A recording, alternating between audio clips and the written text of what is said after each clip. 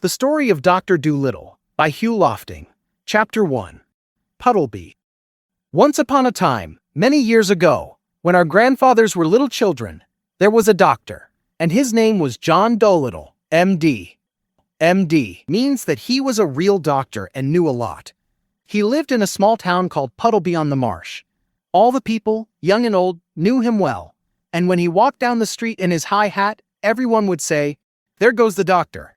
He is a clever man." And the dogs and the children would all run up and follow behind him. And even the black birds that lived in the church would move their heads.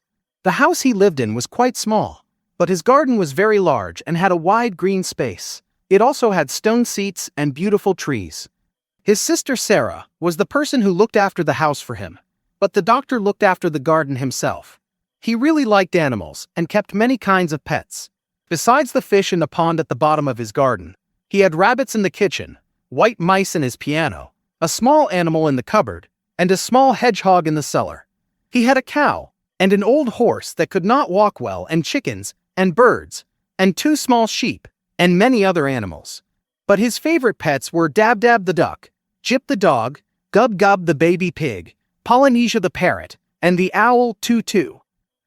His sister used to complain about all these animals and said they made the house not tidy. And one day when an old lady came to see the doctor, she sat on the hedgehog who was sleeping on the sofa and never came to see him again, but drove every Saturday all the way to Oxenthorpe, another town 10 miles away, to see a different doctor. Then his sister came to him and said, "John, how can you expect ill people to come and see you when you keep all these animals in the house? A good doctor doesn't have his room full of animals and mice. That's the 4th person these animals have sent away.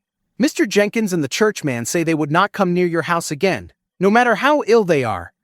We are getting poorer every day. If you go on like this, none of the best people will have you for a doctor." "But I like the animals better than the best people," said the doctor.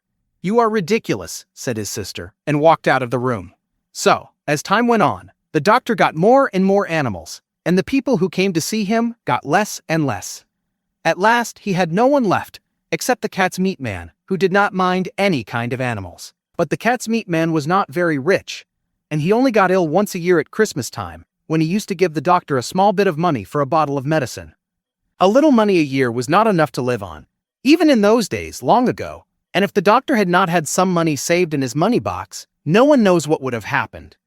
And he kept on getting still more pets, and of course it cost a lot to feed them. And the money he had saved grew smaller and smaller. Then he sold his piano and let the mice live in a box. But the money he got for that too began to go, so he sold the brown coat he wore on Sundays and went on becoming poorer and poorer. And now, when he walked down the street in his high hat, people would say to one another, "There goes the doctor. There was a time when he was the best-known doctor in the West Country. Look at him now. He doesn't have any money and his long socks are full of holes." But the dogs and the cats and the children still ran up and followed him through the town, the same as they had done when he was rich.